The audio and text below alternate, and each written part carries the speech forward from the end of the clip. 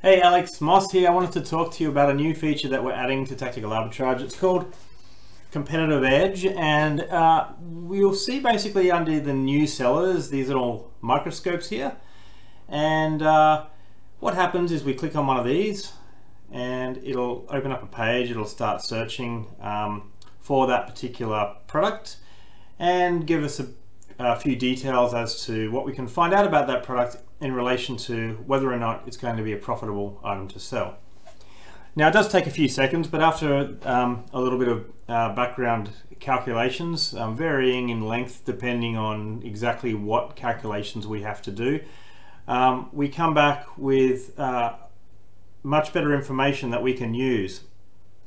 We can see kind of who's holding the buy box at the moment, which is great to know. It also gives us a bit of an insight into how Amazon allocates the buy box. For instance, we've got another seller up here who, for all intents and purposes, you would think possibly have the buy box. He's an FBA seller, but even the fact that perhaps this goes 98% positive versus this 100% positive, you can see how keeping your account in good stead can affect the rotation of the buy box. And for all we know, these guys may be rotating in and out.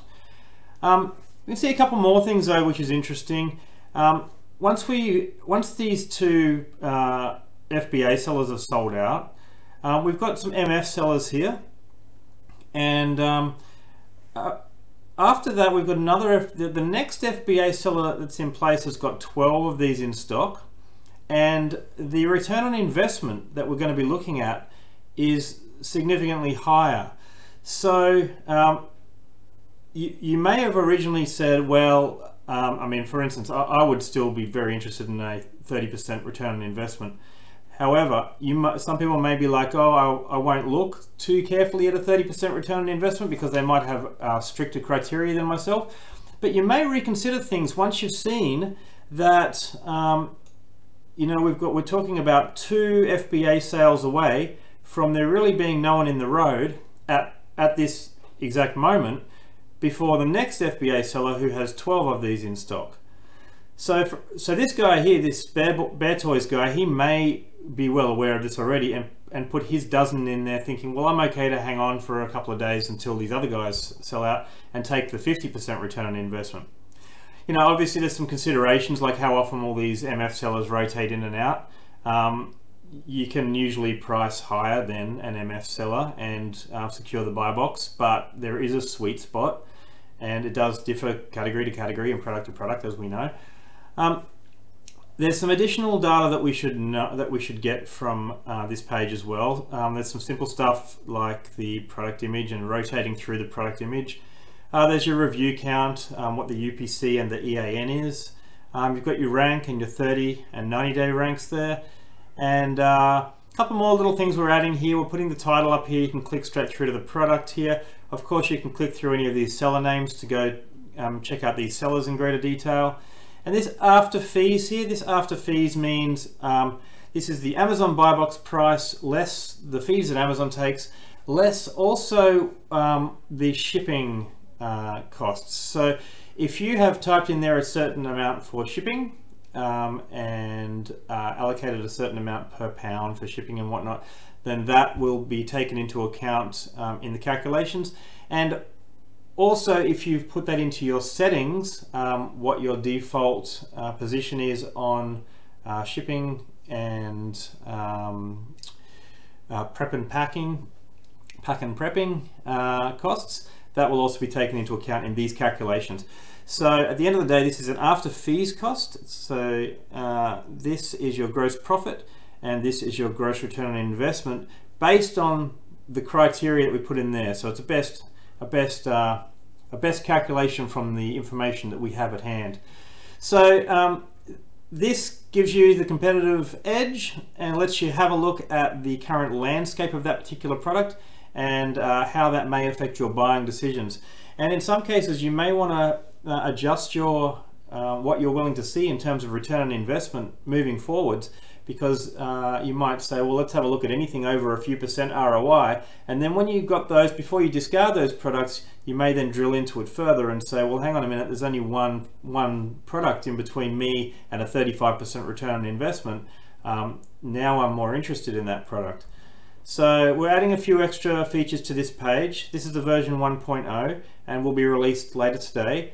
Version 2.0 will look into some other things, such as how long the products that are on hand right now are likely to be on the shelf for before getting to a higher price product, for instance. So that's coming too, and everything here is just to help give you a better analysis of the page of a product, I should say.